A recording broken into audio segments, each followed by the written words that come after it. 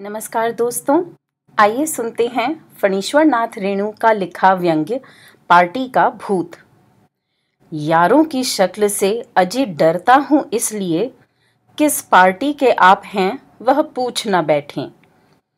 सूख कर कांटा हो गया हूँ, आंखें धस गई हैं, बाल बढ़ गए हैं, पजामा फट गया है, चप्पल टूट गई है, आशिकों की सी सूरत हो गई है। दिन में चैन नहीं, रात में नींद नहीं आती, आती भी है तो बुरे सपने देखकर जग पड़ता हूँ। जी नहीं, आप जो सोचते हैं वह बीमारी नहीं, यदि वह रहती तो कम से कम बेकारी और इंतजारी में मजे तो लूटता। ये तो रांची का टिकट कटाने वाला रोग है। चूंकि ये दिन दूर नहीं, इसलिए अपनी बीमारी का इतिहास प्रकाशित कर देना मैं अपना कर्तव्य समझता हूँ, क्योंकि इसके बाद न जाने मैं कहाँ और तू कहाँ की दशा में ये संभव नहीं। बात यह है कि मेरे सिर पर पार्टी का भूत सवार है। इसने मुझे कहीं का न रखा। बहुत कम उम्र से ही इसने मुझे अपना शिकार बना लिया है। पाठशाला से ही प्रारंभ करता हूँ। एक दिन पिताजी के पास बैठकर आमोद पाठ पढ़ रहा था। गांव की पाठशाला के गुरुजी आए। बहुत देर तक इधर उधर की बातें करने के बाद गुरुजी ने नम्रतापूर्वक दांत निपोरते हुए पिताजी से कहा, लड़ाई झगड़ा जो कुछ भी है आप लोगों में है, मेरा क्या कसूर है। आप लोग बड़े आदमी ठहरे। जिस प्रकार एक जंगल में दो सिंह, उसी प्रकार एक गांव में दो। ये तो भगवान का नियम है, लेकिन पाठशाला तो कुछ उनकी विरोधी पार्टी के नेता की नहीं है। पाठशाला में तो मैं हूँ, मेरे लिए जैसे आपके बच्चे। आप नहीं समझते पंडित जी, पिताजी ने बात काटते हुए कहा। पाठशाला उसी पार्टी की है। अपने लड़के की बात छोड़िए, गांव के लड़कों को भी मैं उसमें नहीं भेज सका तो इसमें हमारी पार्टी की बेइज्जती है। गुरुजी ने पुनः दांत निपोरते हुए कहा, सो तो है। मैं तो, आप विश्वास कीजिए, मैं तो आपकी सेवा करना चाहता हूँ। गुरुजी बलपूर्वक खांसकर इधर उधर देखकर पिताजी से निम्न स्वर में कुछ तथ्य की बातें करने लगे। फल ये हुआ कि मुझे और मेरे गांव के लड़कों को पाठशाला में पढ़ने जाने की आज्ञा मिल गई। दूसरे दिन मैं अपने साथियों के साथ पाठशाला में दाखिल हुआ। गांव समाज, पास पड़ोस, टोले मोहल्ले, जाति बिरादरी में, यहाँ तक कि कचहरी की बार लाइब्रेरी में भी ये खबर बिजली की तरह फैल गई। तरह तरह के प्रश्न पूछे जाने लगे। तो क्या अब गांव में एकता हो गई? गांव के गवाही पेशा करने वालों ने माथा ठोंक लिया। अब खान पान, शादी ब्याह भी चलेगा? बिरादरी के कर्णधारों के पेट में चूहे कूदने लगे। ये जो फौजदारी चल रही है, इसको उठा लिया जाएगा क्या? वकीलों ने लंबी सांस ली, किंतु हुआ कुछ भी नहीं। पार्टियां बनी रहीं और पाठशाला में पार्टी कायम हुई। छुट्टी के बाद ढेलेबाजियां, छोटी मोटी लड़ाइयां, मारपीट होने लगी। गुरुजी की छड़ी जहां तक कर सकती शांति स्थापित करती। लड़ाई झगड़े में मैं सक्रिय रूप से न तो भाग ही लेता था और न मुझ पर गुरुजी की छड़ी ही पड़ती थी, पर इसमें संदेह नहीं कि मैं अपनी पार्टी की विजय चाहता था, मंत्रणा दिया करता था। इसलिए मेरे लड़ाके मुझे अपना हीरो समझते थे।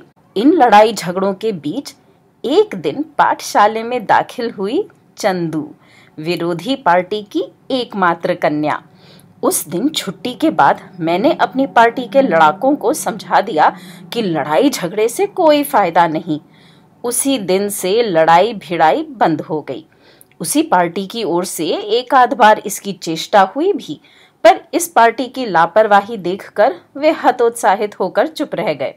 आज यौन विज्ञान की कुछ पुस्तकों को पढ़कर अच्छी तरह समझ गया हूँ कि उन दिनों चंदू की ओर मैं इतना आकर्षित क्यों हुआ था। लैला मजनू की कहानी तो पाठ्य पुस्तकों में नहीं थी, पर इतिहास कथामाला में पृथ्वीराज संयुक्ता की कहानी मैंने अवश्य पढ़ी थी। मैं पृथ्वीराज की तरह चंदू को प्राप्त करना चाहता था। एकांत में एक दिन मौका पाकर मैंने चंदू से कहा, चंदू, पृथ्वीराज और संयुक्ता की कहानी मुझसे मत बोलो, तुम उस पार्टी के हो, हटो। उसने डांट बताई। नहीं नहीं, मैं उस पार्टी का नहीं हूं, मैंने गिड़गिड़ाकर कहा। तब वह जाते जाते रुक गई। मैं तुम्हारी पार्टी का हूं, मैंने कह दिया। सच? वह मेरे पास चली आई। मैंने उसका हाथ पकड़कर कहा, सच। फूल की झाड़ी में मेरी पार्टी का हट्टा कट्टा लड़ाकू रंजन छिपा हुआ बैठा था। उसने प्रकट होकर दांत पीसते हुए मेरी ओर देखकर कहा, धोखेबाज। मेरी संयुक्ता और पृथ्वीराज की कहानी अधूरी रह गई। चंदू हाथ छुड़ाकर चली गई। पृथ्वीराज के बदले इतिहास में सिर्फ राम कथा पढ़ने वाले भी मुझे जयचंद कहने लगे। High school. पाठशाले की पढ़ाई समाप्त करके शहर के हाई स्कूल में पहुंचा। सौभाग्यवश या दुर्भाग्यवश मेरे पिताजी के वकील एक बंगाली सज्जन थे। अपने मुवक्किल के पुत्र को आपने सहर्ष अपने परिवार में सम्मिलित कर लिया। बंगालियों से घनिष्ठता तो हुई ही, साथ ही बंगला भाषा और बंगला संगीत की ओर भी मैं झुका। 2-3 वर्षों के बाद तो स्वयं मुझे संदेह होने लगा कि मैं अबंगाली हूँ। कुछ दिन के बाद ही बंगाली अबंगाली की लड़ाई छिड़ी। दोनों ओर से खुलकर गालियां दी जाने लगी। अबंगाली कहते, बंगाली जाति डरपोक जाति, नीच। बंगाली प्रत्युत्तर में कहता, छातूखोर, खोट्टा। क्रोधित अबंगाली सीमा का उल्लंघन कर जाते। गालियां सुनकर मैं सिहर पड़ता। छी, रविंद्र, जगदीश बसु, शरद और सुभाष भी तो बंगाली हैं। बंगाली भी ईंट का जवाब पत्थर से देता। मेरे अंदर का अबंगाली बंगाली को डांट देता। बंगाली मित्रों ने मेरे संबंध में राय दी, जाई होक हिंदुस्तानी शेषे हिंदुस्तानी ई। अबंगाली दोस्तों ने मेरी पीठ कोंचते हुए कहा, कहो देख लिया ना इनकी दोस्ती, कमीना कौन, चुप भी रहो। झल्लाकर इनका भी मुंह बंद कर दिया। ये बात है, कहकर अबंगालियों ने सर्वसम्मति से ये प्रस्ताव पास कर ही दिया। बंगालियों की गाली की हम परवाह नहीं करते, क्योंकि वे जो कुछ कहते हैं या करते हैं प्रांतीयता के नाम पर, किंतु अबंगाली होकर भी जो बंगालियों का पक्ष लेते हैं वे दगाबाज हैं, मक्कार हैं, मीर जाफर हैं। हमें वैसे व्यक्तियों से कोई संबंध नहीं रखना चाहिए। कॉलेज की कहानी जरा लंबी है मगर है दिलचस्प। स्कूल से इन विशेषणों से विभूषित होकर कॉलेज में पदार्पण किया। प्रांतीयता के फेर में न पड़ने की प्रतिज्ञा मैंने पहले ही कर ली थी। फर्स्ट ईयर तो देखते सुनते बीत गया। सेकंड ईयर में पहुंचकर मैंने चोला बदलने की सोची। विशेष कोई परिवर्तन नहीं, सिर्फ धोती छोड़कर पजामे में आ गया और 1.5 इंच गले की पट्टी वाला लंबा कुर्ता बनवा लिया। एक शुभ दिन को वेश बदलकर सिनेमा हाउस की यात्रा मैंने की। टांगे पर बैठे हुए मेरे सहयात्री सज्जन ने मेरा नाम, ईयर, कॉम्बिनेशन, हॉस्टल और रूम नंबर पूछने के बाद जब पूछा कि आप किस पार्टी को बिलोंग करते हैं, तो मैं घबरा गया। CP, communist party. उन्होंने मुस्कुराकर पूछा। जी हाँ, मैंने 5 मिनट का मामला समझकर कह दिया। आई सी, कहकर हंसते हुए उन्होंने बेरहमी से एक धौल जमा दिया। मैं चौंक पड़ा। वी आर कॉमरेड्स, डरो मत। वे मेरे कंधे पर हाथ रखकर प्यार भरे शब्दों में बोले। उस दिन काश्मीर केबिन का बिल तो उन्होंने चुकाया, सिनेमा के फर्स्ट क्लास का टिकट भी खरीद दिया। दूसरे दिन ज्यों ही क्लास में पहुंचा, मेरे अंतरंग मित्र विनोद ने आकर मुस्कुराते हुए कहा, वाह, पक्के सोशलिस्ट मालूम पड़ते हो। मैंने कहा, जो भी कह डालो। विनोद बोला, जो भी कह डालो नहीं, होना होगा। क्या होना होगा? मैंने आश्चर्यचकित होकर पूछा। मेंबर, और क्या? मैं तो समझता था कि तुम किसी पार्टी पॉलिटिक्स से दिलचस्पी नहीं रखते, लेकिन देखता हूं तुम कोरे नहीं हो। वह मुस्कुराने लगा। मैं आज भी नहीं समझ पाया हूं कि विनोद ने मुझ में किन गुणों को देखकर पार्टी से दिलचस्पी रखने वाला पक्का व्यक्ति समझा। जो भी हो, जिस दिन मेरा नाम स्टूडेंट फेडरेशन कम्युनिस्ट ग्रुप के रजिस्टर में दर्ज हुआ, उसी दिन मेरे पास ये भी सूचना आ गई कि मैं स्टूडेंट फेडरेशन सोशलिस्ट ग्रुप की वर्किंग कमेटी में ले लिया गया हूँ। सिर्फ 2 ही पार्टियों की बात रहती तो कोई बात न थी। एक दिन तीसरी पार्टी के भी चक्कर में पड़ गया।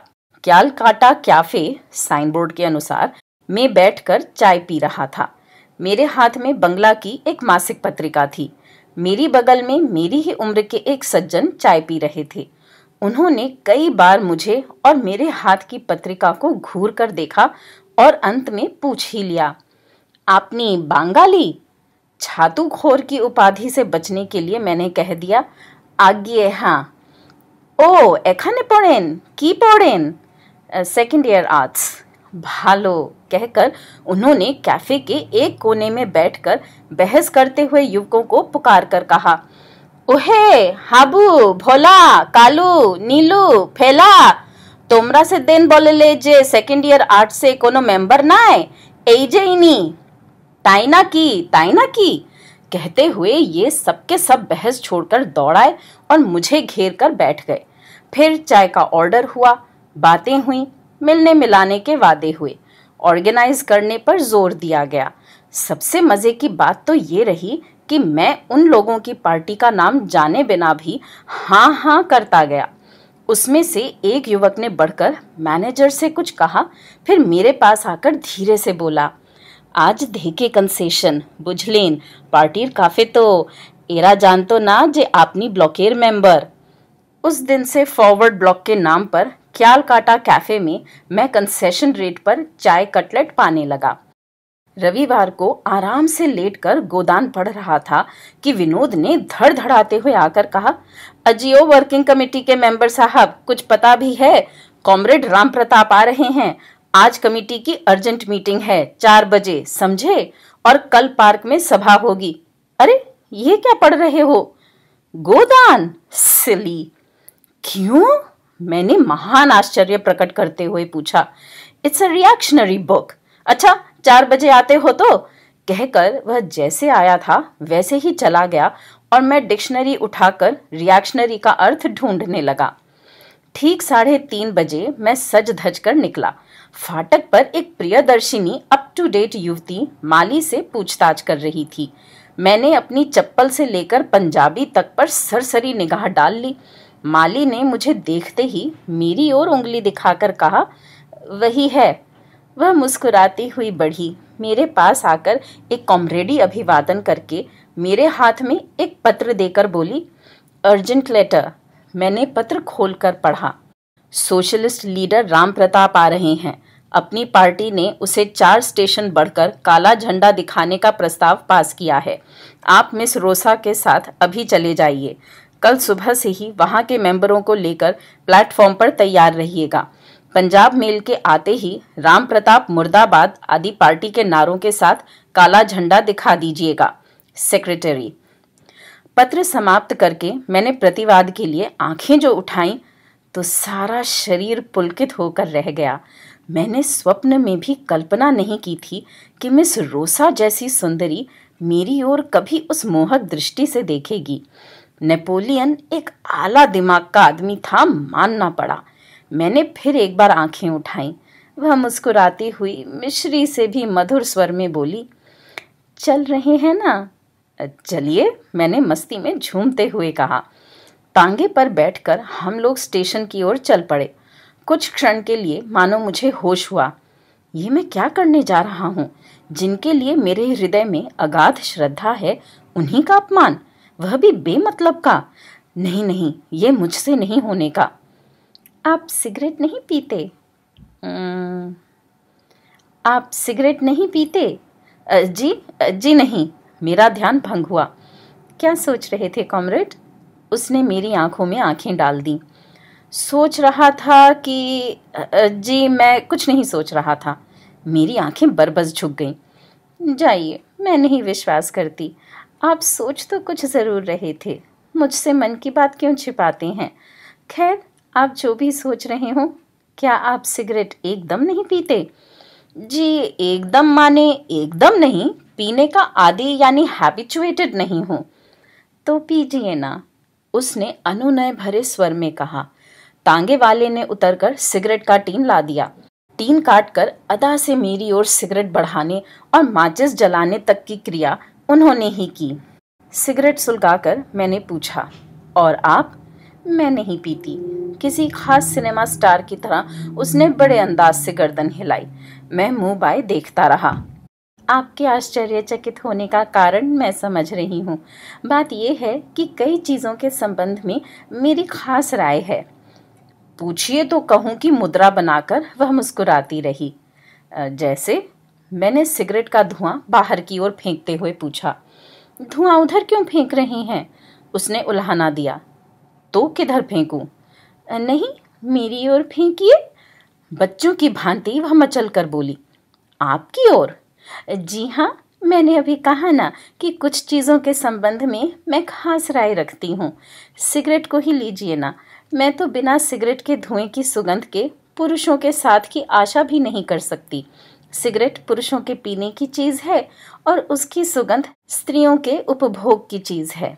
अपनी राय नंबर 1 को वह बड़ी गंभीरता पूर्वक सुना गई। मैं सिगरेट की फिलॉसफी में डुबकियां लेने लगा, दुनिया को भूल गया। वह फिर बोली, और दूसरी राय मैं नहीं बताती। मैं रूठ गई। मनाओ साजन की मुद्रा उसने बनाई। बतलाइए ना। मेरी बोली में भी रंग उतर आया। पहले आप बतलाइए कि आप उस समय क्या सोच रहे थे? मैं सोच रहा था। हाँ हाँ, कहिए। क्या बताऊं? मैंने उसकी ओर देखकर मुस्कुरा दिया। आप बड़े वो हैं, ऐसी बातें करते हैं मानो नए और कोरे मेंबर हों। मैं सोच रहा था कि आप। बस मैं समझ गई। वह खिलखिला पड़ी। इतनी देर के बाद मुझे दुनिया, सड़क, राही, दुकान और तांगे वाले की याद आई। अप्रतिभ होकर इधर उधर देखने लगा। बगल क्या झांक रहे हैं? आप बताना तो खूब जानते हैं। बड़े आए हैं दुनिया की ओर इशारा करके मेरी परीक्षा लेने। सुनिए, मेरी दूसरी राय पुरुषों की दाढ़ी के संबंध में है। मैं डेली शेव यानी दैनिक हजामत के पक्ष में नहीं। एक दिन के बाद एक दिन की बनी हुई दाढ़ी। सिगरेट, धुआं, फिलॉसफी से वह दाढ़ी फिलॉसफी जरा कम गहरी थी। मैं गड़ाप से जमीन तक पहुंच गया। मेरे मुंह से निकल ही पड़ा, माय गॉड। फिर तुरंत स्मरण हुआ कि हम कम्युनिस्ट हैं और भगवान की लीला देखिए कि आप शब्द पूरा हो गया रेज पर जाकर। माय गॉडरेज मतलब? वह पूछ बैठी।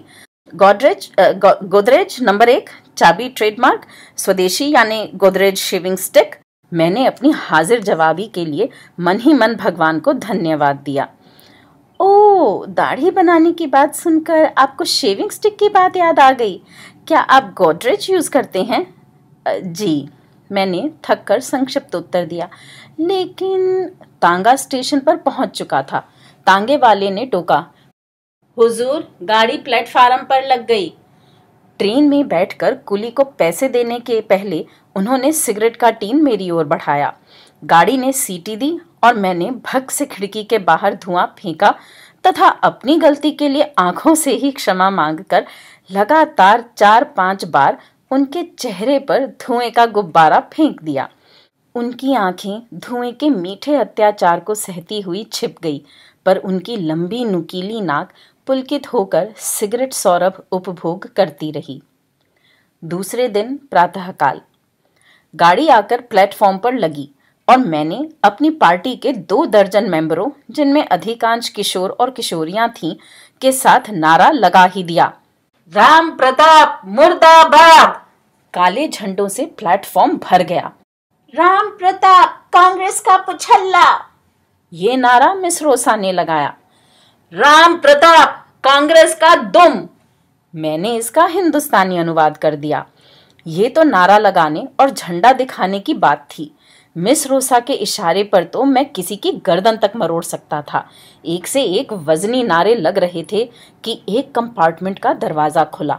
भव्य ललाट और प्रभावोत्पादक व्यक्तित्व लिए एक व्यक्ति दरवाजे के पास आकर खड़ा हो गया तथा मंद मंद मुस्काने लगा। उस मुस्कान को पवित्र मुस्कान कह सकते हैं। यही है, रोसा बोली। राम प्रताप मुर्दाबाद, रोसा ने नारा लगाया।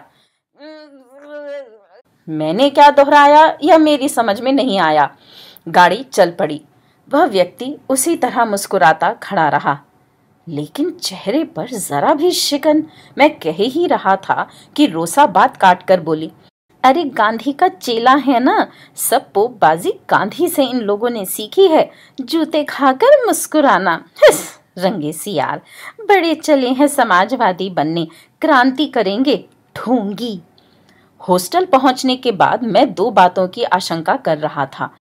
प्रथम, विनोद से मैत्री विच्छेद की, दूसरे, इस पार्टी की ओर से अपने नाम रटी रटाई छपी छपाई गालियों की। कुछ हो जाता तो कम से कम पिंड छूटने की उम्मीद थी, पर हुआ कुछ भी नहीं। विनोद ने आकर अनुपस्थिति के लिए उल्हाना भर दिया और घंटों सभा की सफलता की बातें करता रहा। 1-2 महीने तक यही रवैया जारी रहा। कभी कभी तो पढ़ाई लिखाई छोड़कर भाग जाने की इच्छा होती। एक ही साथ 3-3 पार्टियों का मेंबर होकर आखिर कब तक कोई अपनी इज्जत को सलामत रख सकता है। कैलकाटा कैफे के कंसेशन और क्रेडिट के आगे सभी पार्टियों को कुर्बान करने जाता तो मिस रोसा की रस भरी आंखें राह रोक कर खड़ी हो जाती। एक दिन ब्लॉक के एक मेंबर ने मुझे एकांत में ले जाकर एक बंगला हैंडबिल दिया और उसका हिंदी अनुवाद करने का भार सौंप दिया। मैंने अनुवाद कर दिया। रात भर में उसकी छपाई सफाई भी हो गई। दूसरे दिन सुबह सुबह मैं चौक से वापस आ रहा था। तांगा रोककर हैंडबिल का 2 गट्ठर मुझे चुपचाप सुपुर्द कर दिया गया।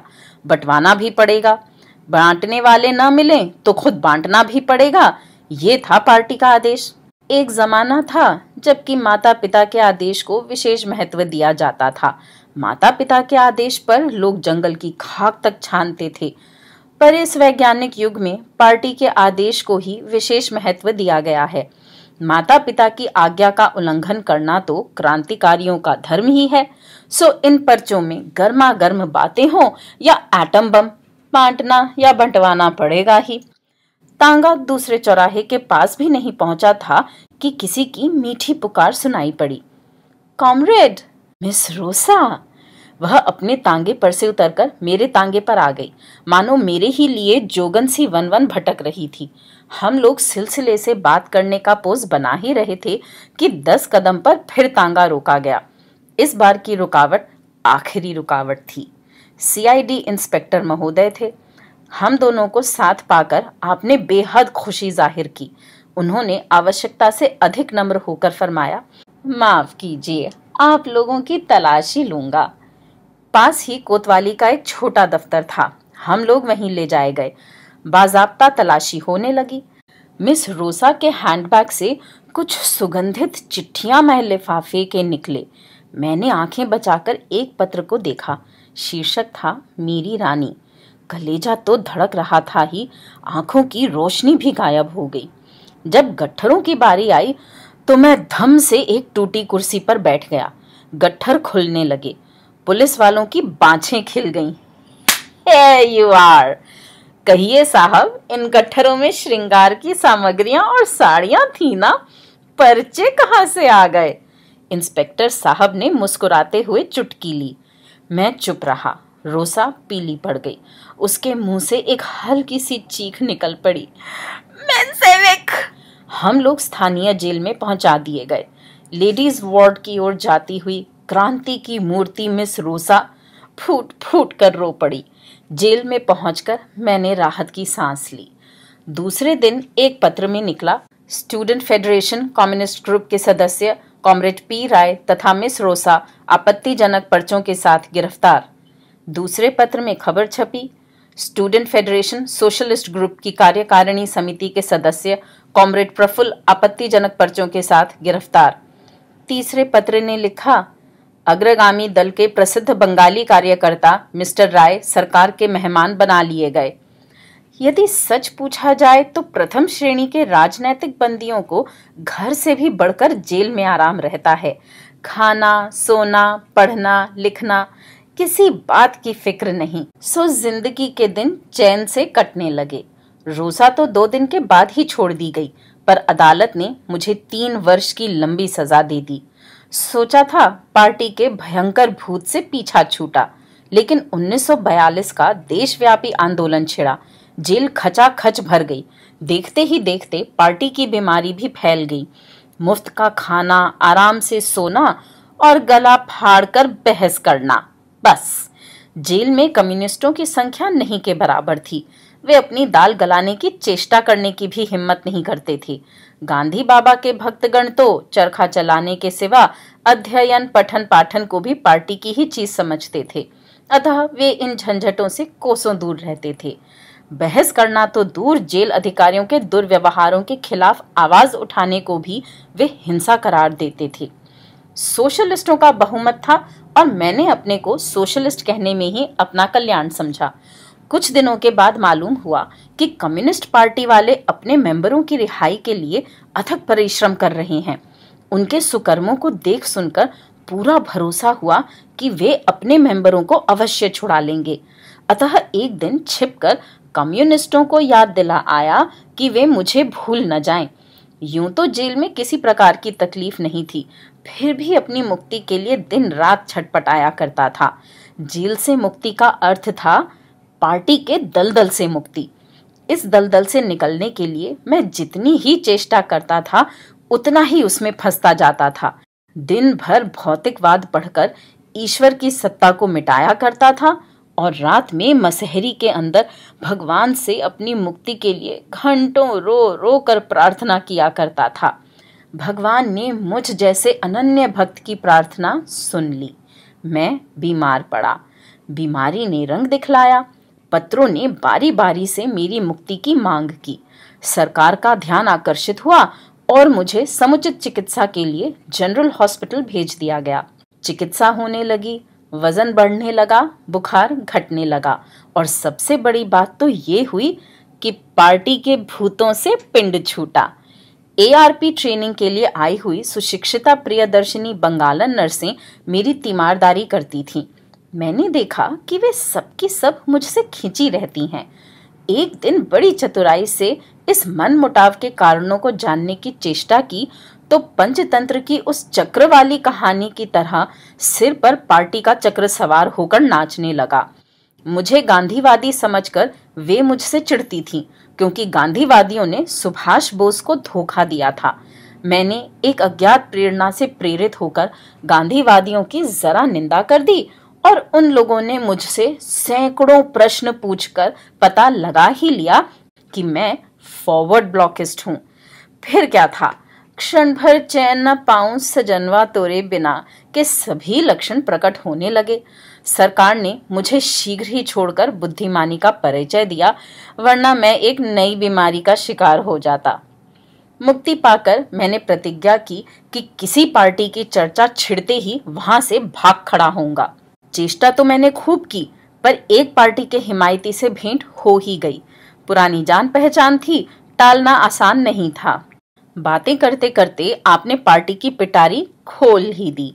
बंबई योजना के विरुद्ध राय योजना का घोषणा पत्र मेरे हाथ में देते हुए आपने फरमाया, देखिए ये रही कॉमरेड राय की योजना।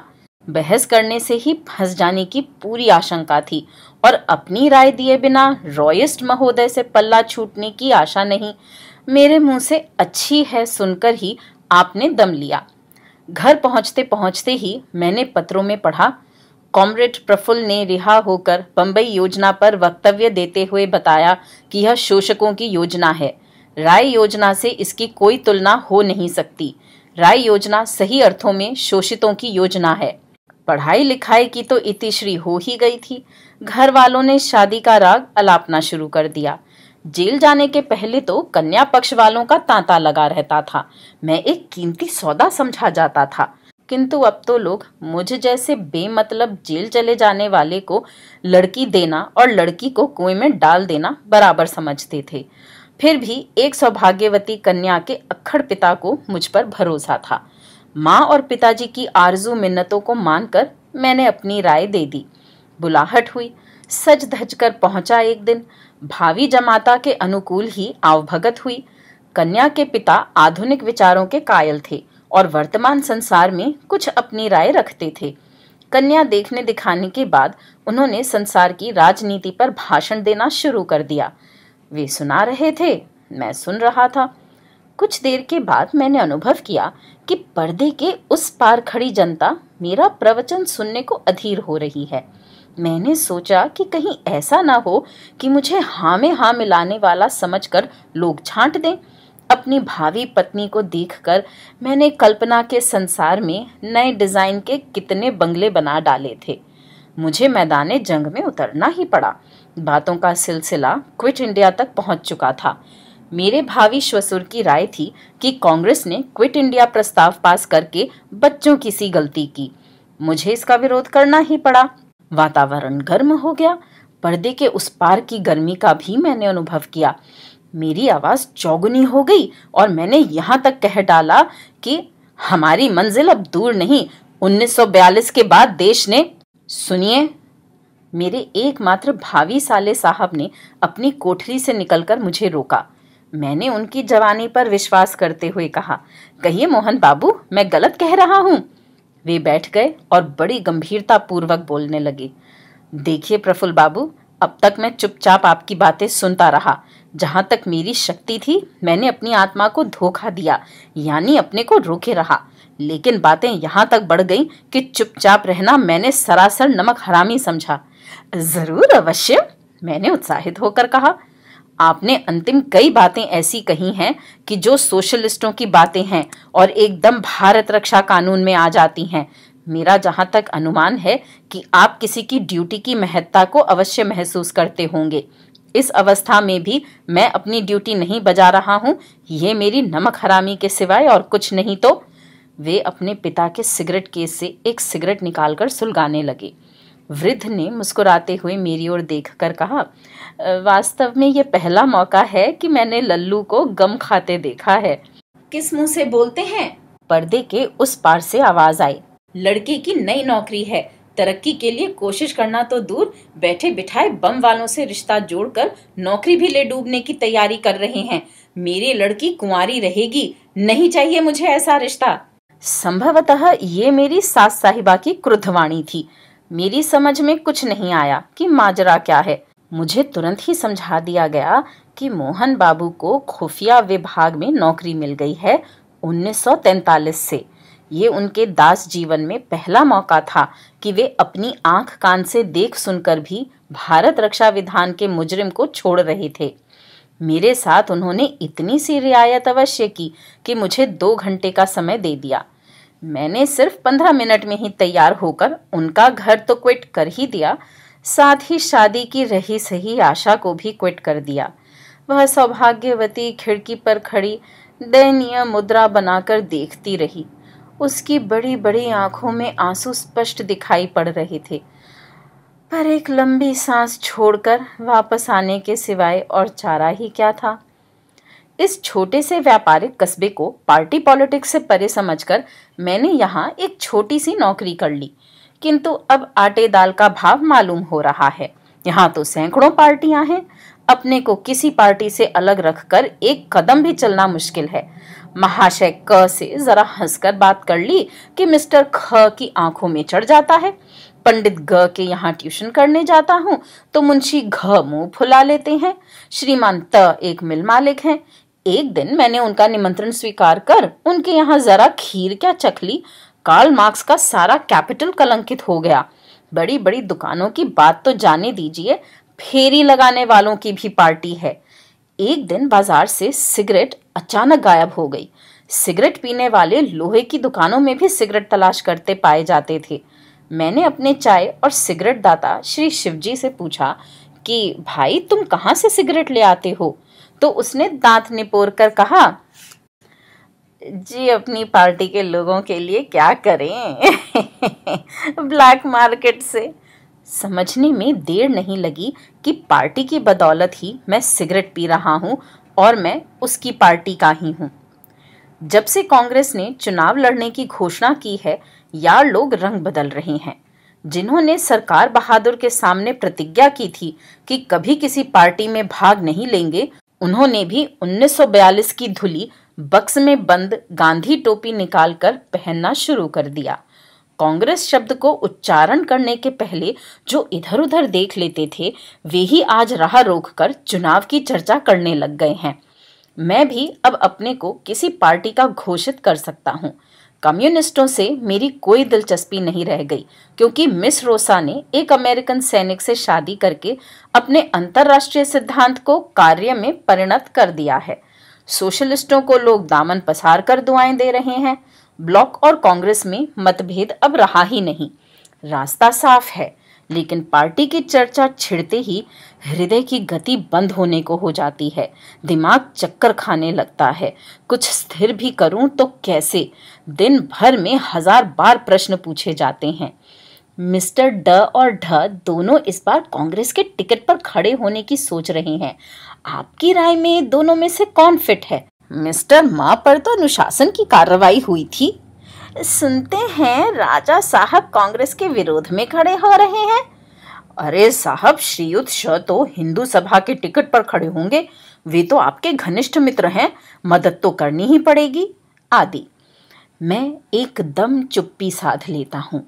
मेरी चुप्पी को इतना महत्व दिया जाने लगा है कि प्रत्येक पार्टी के मेंबर मुझे अपनी विरोधी पार्टी का भेद जानने वाला समझने लगे हैं। नाकों में दम है। मैं सभी पार्टियों का हूँ, मैं किसी भी पार्टी का नहीं हूँ। किसी एक पार्टी को वर्ण किए बिना गुजर नहीं।